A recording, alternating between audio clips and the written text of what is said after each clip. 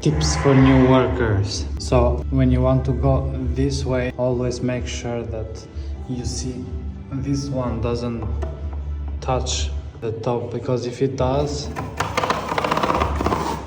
this is what happens.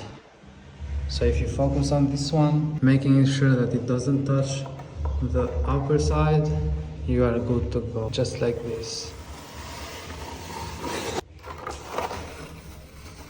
So hold your hand steady and just slide it slow. You control where you put the mud.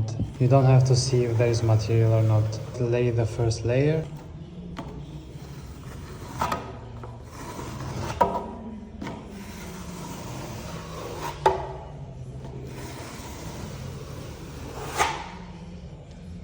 Just like this. And you keep it clean. Once you do that, just don't do it like this.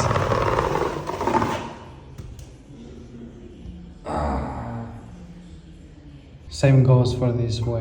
If you don't want to do it like this, you can do it like this. Just make sure this don't touch. It's easy once you try it once or twice.